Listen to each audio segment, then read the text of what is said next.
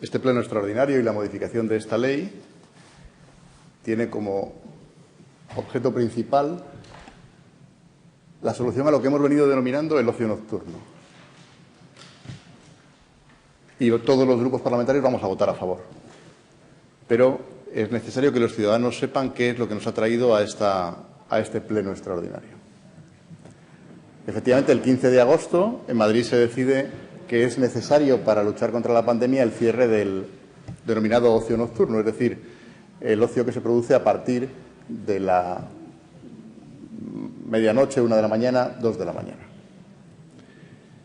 Al día siguiente, y en cumplimiento de ese acuerdo que es aceptado por la totalidad de las comunidades autónomas, nuestra Consejería de Sanidad dicta una orden ministerial en la que efectivamente acuerda el cierre del ocio nocturno.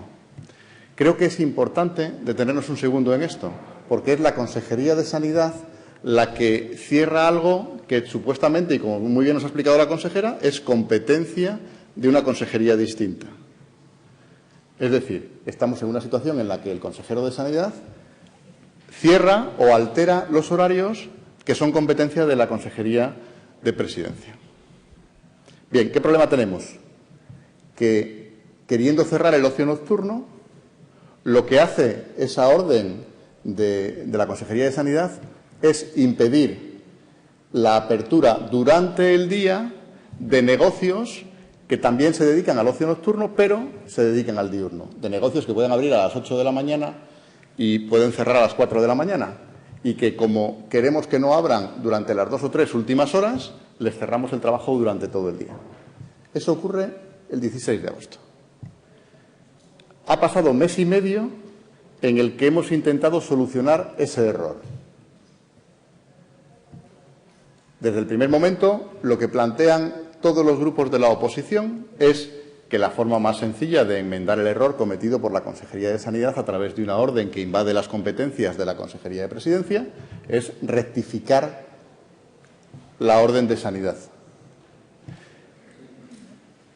Esta idea prosperó de tal forma que incluso en el pleno anterior todos los grupos de la Cámara estábamos de acuerdo en que había que hacerlo así e incluso intentamos convencer a la Consejería de que rectificara su error.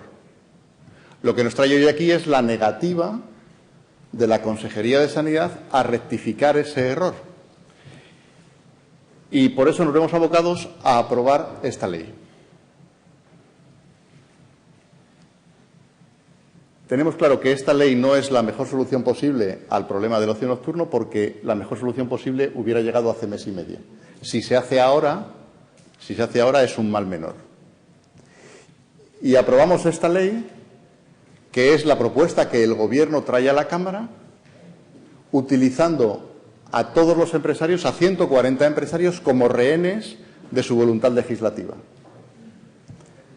Esta ley que estamos aprobando probablemente solucione a partir de hoy o a partir de mañana que se publique el problema de esos locales que no podían abrir durante el día, pero no soluciona el retraso que hemos cometido. Y además vamos a aprobar más cosas con esta ley. Si la primera solución, que era rectificar la orden de la Consejería, hubiera sido válida, de esta ley que traemos aquí, la disposición transitoria es lo que soluciona el problema del ocio nocturno.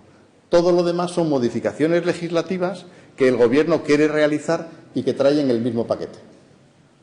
Como grupos de la oposición teníamos dos opciones. Una, aceptar lo que nos estaban diciendo porque permitía abrir esta noche o mañana por la noche las empresas de ocio.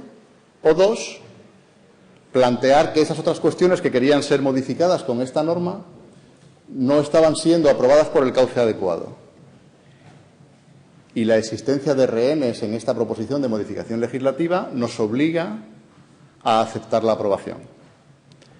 Pero quiero trasladarles a ustedes mis dudas sobre la forma en la que se está realizando. El procedimiento de lectura única utilizado para una modificación de una ley es excepcional. Y es excepcional porque impide no solo el debate parlamentario, sino la reflexión parlamentaria. Y la reflexión parlamentaria es básica. Estamos hablando de una ley aprobada hace 3 años. No ha cambiado tanto la sociedad exceptuada la emergencia del COVID, en 3 años para acá, para plantearnos la modificación de una ley. Y el cambio que se ha producido es transitorio, como la disposición que era necesaria.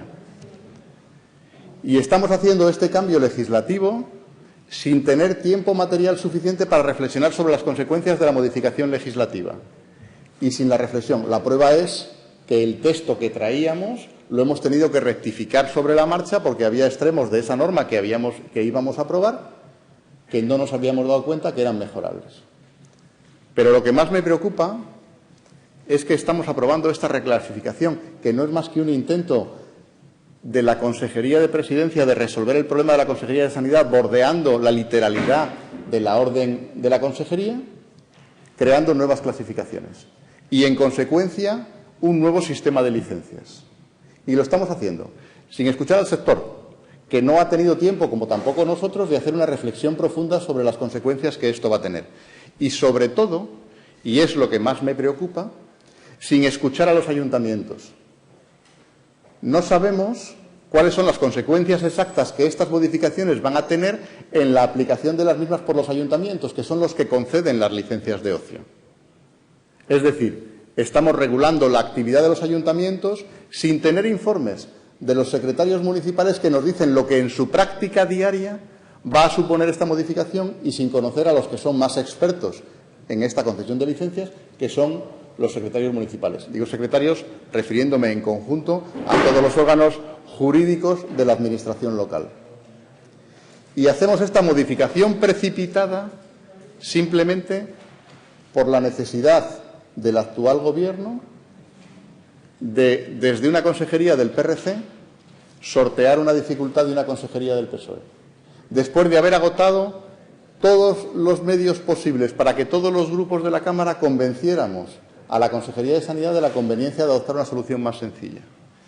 Y lo hacemos exclusivamente con la intención de que los partidos en el Gobierno no tengan que reconocer el error cometido hace mes y medio, porque reconocer el error supondría asumir las consecuencias que ese error ha provocado en 140 empresarios y bastantes más negocios. Todos los grupos de la Cámara estamos colaborando con el Gobierno de Cantabria y con el PRC en sortear una orden sanitaria que a día de hoy sigue vigente, pero que en parte vamos a vaciar de contenido. Y lo hacemos exclusivamente porque es la única forma de evitar el dolor y las consecuencias negativas que están sufriendo nuestros empresarios como consecuencia de un error del Gobierno. Tenemos que tener muy claro que es un procedimiento extraordinario y una modificación legislativa innecesaria si hubiéramos utilizado una técnica más correcta. Tenemos que tener claro que es extraordinario, tenemos que tener claro que no es admisible y tenemos que tener claro que este tipo de chantaje a la Cámara no es aceptable por parte de unos equipos de Gobierno que pretendan legislar para el bien común y no en el beneficio partidista. Gracias, buenos días.